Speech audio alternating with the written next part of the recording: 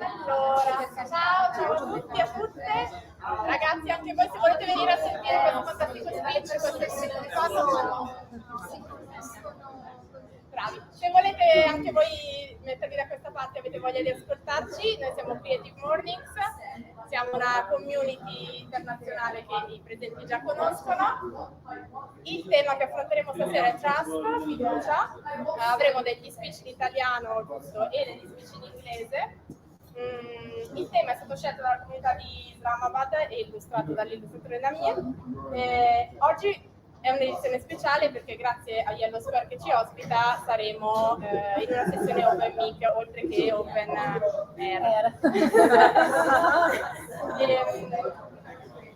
È stato molto bello per me lavorare su questo tema trust perché ho avuto la possibilità di scegliere, di parlare con 4 diversi interlocutori che sono 4 persone della nostra community, 4 persone che in 4 modi diversi si sono fidate di Creative Mornings e hanno voglia di affidarci la loro riflessione. 4 riflessioni molto diverse, tutte sul tema trust. Quindi chiamo Margherita Senaghi, che è la nostra prima speaker. Bene, ti lascio presentare. Hello everybody, my name is Margherita. I am a Community and Partnership Manager at IWG.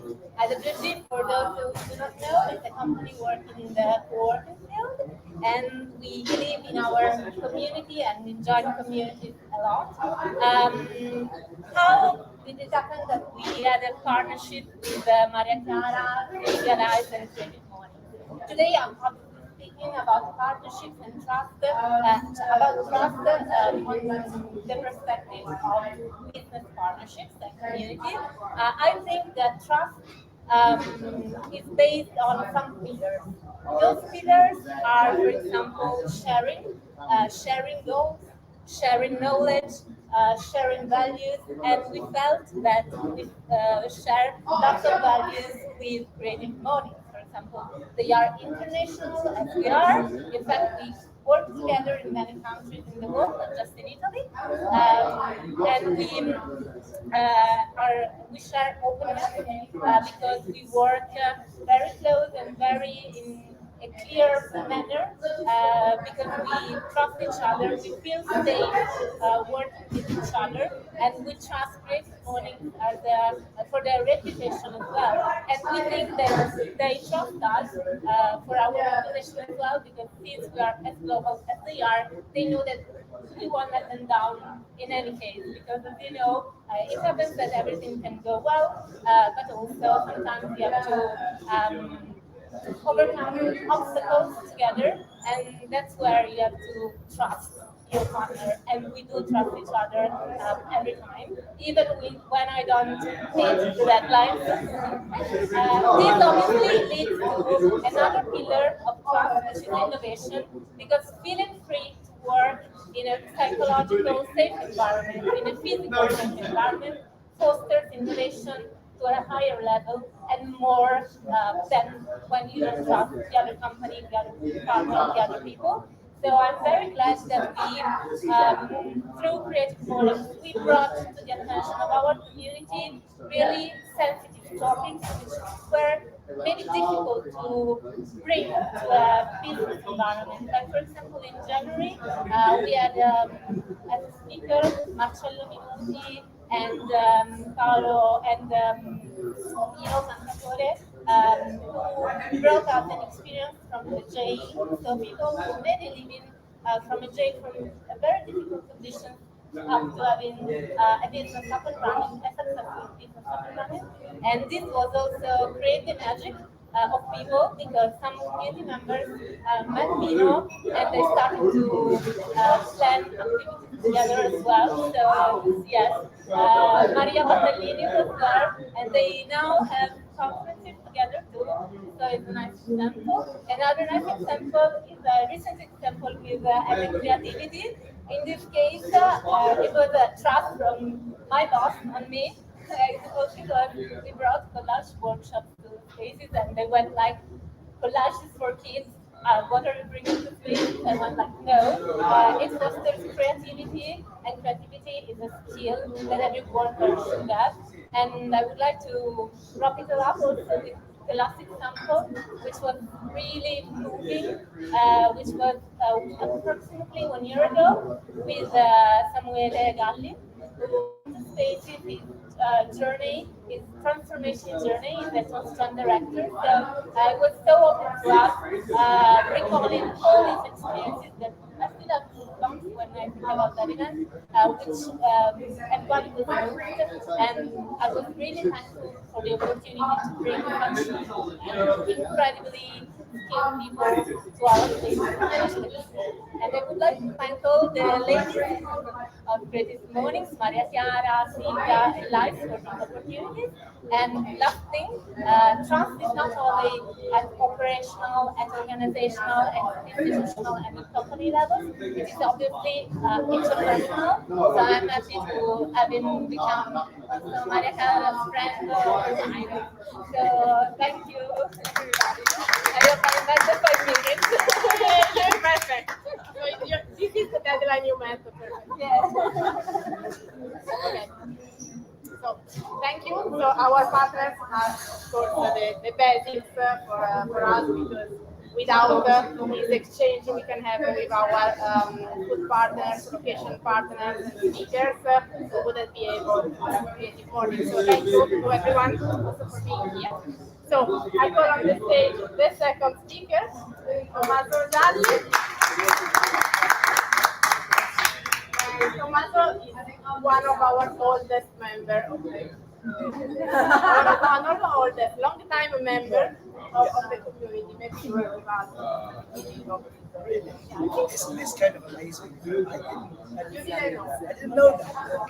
Hi. Makes me nervous.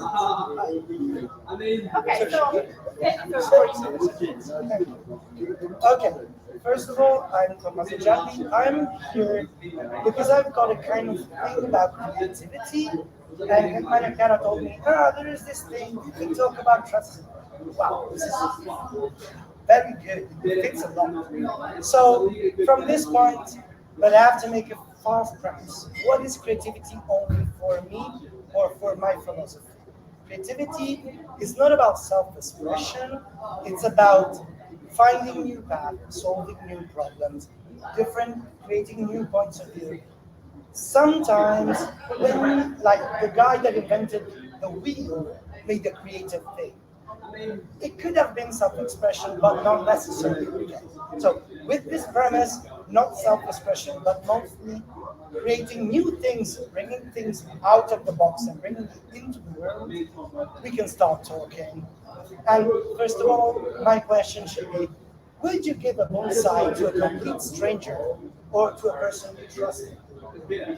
Personally, I think this is a good metaphor of what is creativity. Like, creativity is mostly a matter of trust. You have to trust yourself, because there is imposter syndrome. There is your messy life that fucks up everything. And there is other problems, even with feedback, people that is all around you. When you bring something in the world, right? You go out of the box and you bring it. So when you need feedback, you need context, and you need to be open-minded, because your idea might change. Okay. Then there's this last thing that I believe is kind of underrated, but for me is really, really important. That is the concept of time. You have to trust time, because no idea is born perfect, usually. And if it's born perfect, you will know why later it's born perfect. It's not really perfect. So when you talk about time, you have to talk about long thinking. Long thinking is that thing that you create something in a drawing. You put seeds all around something, that seeds grow up, communicate with each other, and in one moment, something comes in. That is one of the, let's say, approaches to design thinking creation, that is the eureka moment. Then you've got something more rational, that is building up day by day, asking questions. So, what is the target? What is the medium? What am I doing?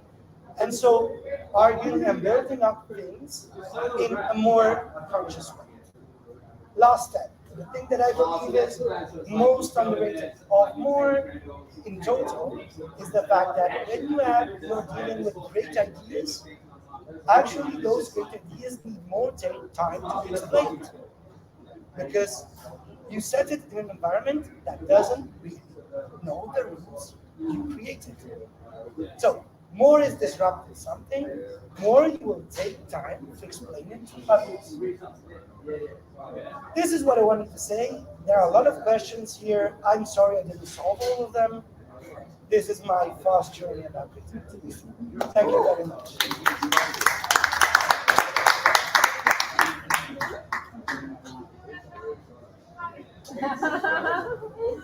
She's the one not meeting the deadline now. Stress. Super stress. But it's okay. So, thank you very much, Tommaso. Next speaker on the stage.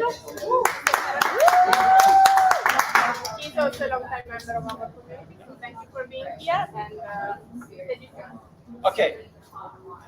So I wanted to tell a story. So we thought it would be a little bit less me telling it how it is, kind of thing more. So this whole talk I wanted to give is about design from trust.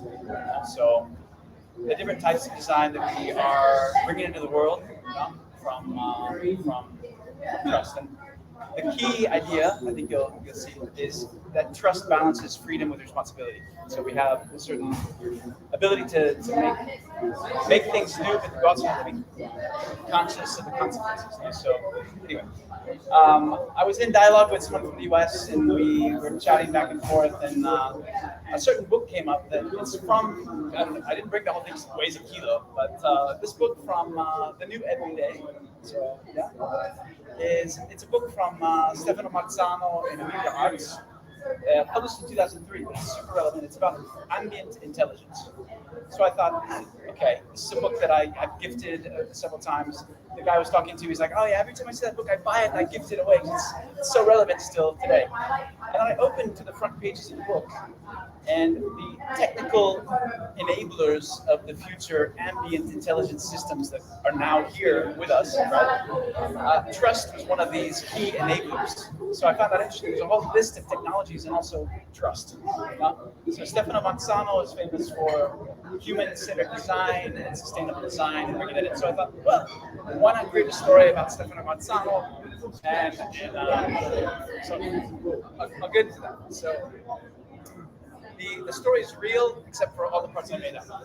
It's almost okay. So one day, a bright-eyed designer, Alex, joins Philips Design Studio. He wants to make a good impression. He's talking with Marzano. He's enthusiastic. He's learning and soaking up all of these great ideas about human-centered design. He's like a sponge in a hurricane, right? Because of climate change, right? It's important. And so Stefano sensing that Alex is really, he wants to learn, he wants to understand. He's picked up all of the, learning how to design these beautiful, perfect illustrations for design that they learn how to do in the studio. He's soaked that up. So he takes Alex aside, and he decides he's going to mentor him about the trust-based design principles. Okay. So before jetting off to a very important, Stefano Marzano international conference and everything, he takes Alex aside and okay, with this sort of smile, he says, "You know what? What if we trusted you?" He's kind of new, and he's like, "I don't know if I can handle the trust." So typical situation. Yeah, what if we trusted you while I'm gone? Remember that trust balances freedom and responsibility. Yeah. Okay.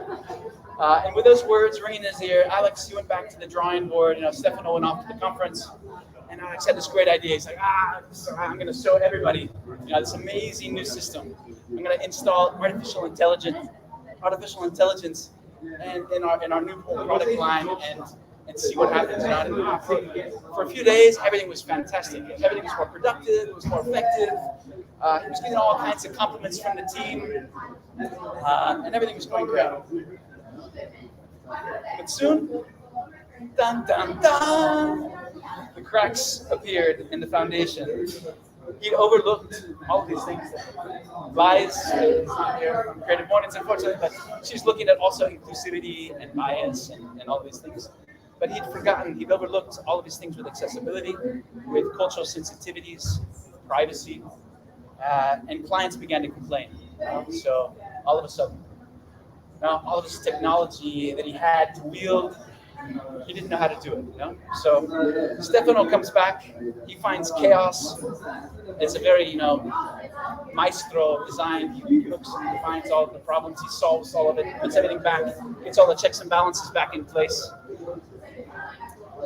And he decides he's not going to reprimand Alex for what he's done.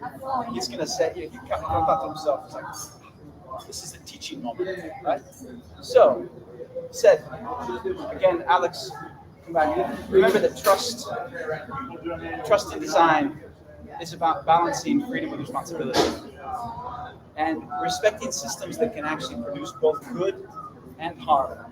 So, some of the ideas that he went on and said, let me tell you a few stories about different companies that involve trust in their day-to-day operations. Now, Wikipedia, there's a ton of people that are willing to actually curate and create content with a trust-based attitude towards doing the right thing. Netflix, they had the mantra of act in Netflix's best interest that empowers people to make the right decisions, so you have complete autonomy. You've got Kiva that has a whole system. Kiva has been around for a long, long time, but you can actually get loans without collateral. People are trusted to pay you back. Ethereum blockchains now moving a little bit more towards today. Another Brilliant Labs came to mind. That's a company I love. They are their kind of mantra is deep personal experiences, but they're doing this through an assistant through glasses, intelligent glasses connected to GPT and other chat that are then, the more I know about you, the more you use the product, right? The more better experiences. So think about the trust aspects of designing the system of that nature. So, inspired by this short story, narrative, the narrative steps in. So we can reflect on this sort of imminent integration of things that are happening around us with neurotechnology. Sorry. So we can actually look at how neurotechnology is going, like smartwatch and beyond, Apple Watch and beyond, Pro Vision or Vision Pro version 3 when we get there, right? These are devices that can get in your head and understand if you have health problems on the horizon, and they can actually understand a lot of our motivations and our behavior, what's driving us. So trust becomes even more important. Now with these themes, what have we trusted you to balance these incredible capabilities and responsibilities, these technologies that come in now surrounding us? So we go back to a couple of first principles before we're talking about what are the principles of trust. In this case, transparency. What data are we actually getting from users? What are we extracting? How are we going to use it? It's super important for the user to believe in the system and to trust. Adaptability. These adaptive systems, you can now, with what's just come up with low latency and AI, you can actually interrupt GPT, turn on the dime and say, no, I meant this and that. So these are complete adaptive systems that are changing and evolving over time. Lastly, responsibilities. So we can empower people to use our devices, but also then bring in the safeguards and kind of guardrails to limit things that can go wrong and that can cause harm. So in conclusion, the challenge is moving away from this control kind of mindset. I can establish all the rules and I have to predict everything that's going to happen, to a trust mindset and a trust approach. And so this is balancing again this idea of freedom and responsibility. So by shifting from control to trust, we can create these systems that not only help us survive, but help us flourish. And so the question for you is, what have we trusted you? Thank you.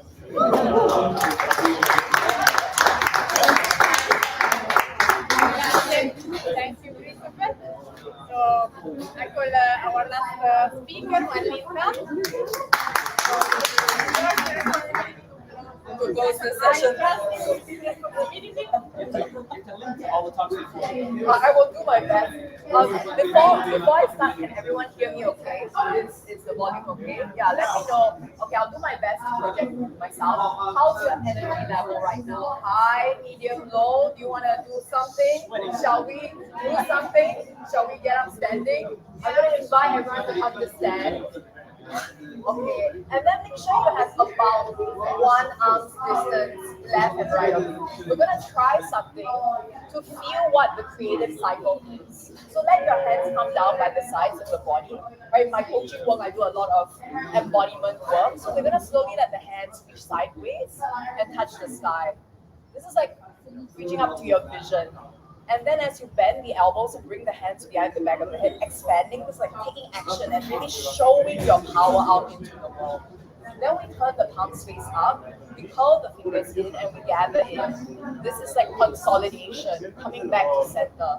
Then we turn the palms face forward, push and round the spine, refining and like reflecting outwards so you know the essence of what is. Then we flip the palms up, lift, connect with your higher vision, and exhale, we surrender to whatever circumstances life gives us. Let's try that again. So slowly the hands come sideways, reach up, and then exhale, push the palms outwards, express yourself, then gather in. From the heart, reach out. Slowly hands reach up, and then hands come down. Last time, I promise. Slowly sideways, arms reach up, vision. Exhale, power. Inhale, center. Exhale, refinement. Inhale, align with your higher vision. Exhale, surrender. Trust, and then slowly rise up. Okay, let's get a seat. Thanks everyone for cooperating with me. I was like, will anyone come and do this exercise? Okay, so what you've tasted is what I call the creative cycle, and this is the basis of the framework I use in my creative flow coaching with my clients. A lot of my clients are high-flying achievers who work as professors in universities, or they work in corporate in a creative role. But basically, what a lot of the work I do is around how to overcome procrastination and perfectionism to cultivate self-trust. So earlier on we talked about, we had Margarita, we had Mazo, and then we also had Christopher talk about trust from different perspectives, from strategic trust as a process, and the different pillars and the process. We also had Margarita talk about collaboration. So self-trust, I feel, is actually the cornerstone of all kinds of trust. Because the only relationship you can have with others is the relationship you have with yourself. Right? Does anyone agree? So I'm going to share a quick story. So I learned, I'm from Singapore, this explains my accent a little bit. And I learned here in Italy that people say 3 this way rather than 3 this way or this way. So I'm going to share 3 things. The first thing I've already shared with you, which is the creative cycle framework. That's what we learned. And then now I'm going to share with you a story. And we'll wrap up by doing an embodied exercise to help you cultivate a sense of self-trust. So this story I'm going to share is from my coaching client. Yesterday, I just hopped on a coaching call with a client who's based in Asia. I can't tell you her real name because of confidentiality issues, of course. But let's call her Aubrey. So Aubrey was on this call, and she's an adjunct professor of vocal editing at this university, quite prestigious university in Asia. And she's been doing well for a couple of years. She also has 2 other businesses. One business that's on vocal coaching to help speakers like you and me, to speak well, singers and other performers. She also has another side business that is more on production. So producing events like this, or dance, or orchestra, or some kind of performance. So her big dilemma was when she came to me yesterday, she was distraught. And she was like, oh no, what am I going to do? For the last 2 weeks, she was not able to do anything. She was in complete procrastination because the university had told her, sorry, we're not going to renew your contract. No visa, no contract. What's she going to do? She's been living in Japan for the last 20 years. And this is now her home. And so she has to bite the bullet and decide what to do. Which of her 2 businesses is she going to continue? Or maybe she'll start something new. And she was in this place of completely not knowing what to do to move forward. And also, she had to deal with some logistical issues from the financial aspect because the Japanese government was also telling her you have to deal with some taxation issues. So that was also in the back of her mind. And so she was in this state of not being able to trust what to move forward. Can anyone relate to that? Has anyone experienced that recently? Maybe like, oh, maybe I should do this. No, maybe not.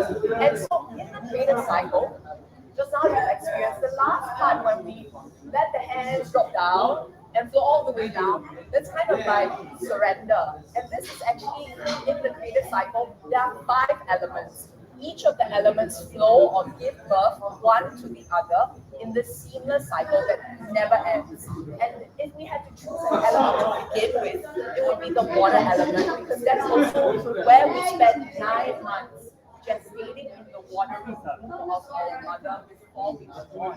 This is the same we do with our ideas and our intentions. We gestate the ideas. We allow the ideas to slowly develop and form, and then when they are ready, they are born into the world. So what happens? Why is it we cannot cultivate self-trust? Because we don't give sufficient time.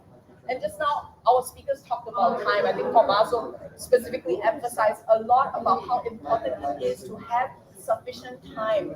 But then at the same time, right, when do we know not to hesitate and take action? Because that's also necessary in the creative field. We have to act fast in the AI field, right, in the fields where technology moves very quickly. We have to make sure we're ahead of the competitor.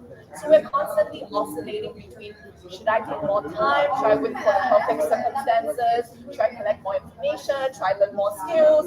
Or should I take action now? And it's going to be imperfect and it's never going to be, the right conditions. So to answer that question, I could continue talking for 1 hour, but I won't keep you here for 1 hour. Let's try another exercise, shall we? Okay, it won't be as tiring as the previous one. You can do this either seated or standing. The standing one is a bit more fun. Right? If you want to try standing, yes, you can. You don't need your arms for this one. So those who are seated, you can also do this seated. So I'll show you this. So it's a forward and backward movement. So what we're going to do is we're going to oscillate between taking action and then waiting. Taking action and waiting. So how far forward can you go without falling out of place? That's too much, right? And how far back can you wait until, it's too late? So if you want to try, close your eyes and do this exercise from that place. And we're going to try this for about 5 breaths, okay? Just 5 breaths like this. And then as you do this, find your center. The secret is to find your center and align with and from the center. This will help you calibrate your GPS, so you know how far the extent you can go without falling out of balance. Just 1 or 2 more times.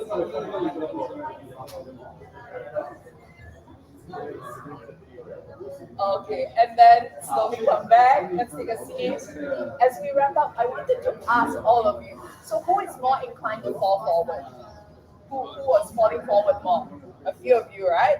And those of us, were the rest more likely to fall back or kind of in between? So the thing is, we all have our tendencies. This is another thing. There's some of us who are more conservative. So if you know you're conservative and you didn't fall even once during this exercise, what does this mean? You should take more risks. You should take action faster before the conditions are perfect. But if you fell many times during this practice, what is the takeaway for you? You should take less risks, probably, right? You should keep within the confines more. So I hope that's the takeaway that's helpful for you. And I want to leave you again with the message that the only relationship you can have with other people or organizations is the one you have with yourself. And this is why self-trust is so powerful. Thank you. So we started from trust without with other people, the trust from ourselves, and everything in between. So with this feeling that I think everyone is feeling right now, I thank you for being here, for being with us for this last of the year, and you will see the date for the September event in a couple of weeks probably. we will not have an open event because we need to rest too. So I hope you will stay with us a bit longer so we can stay here and enjoy warm and the trust we are building with each other in this community. So thank you very much for being here.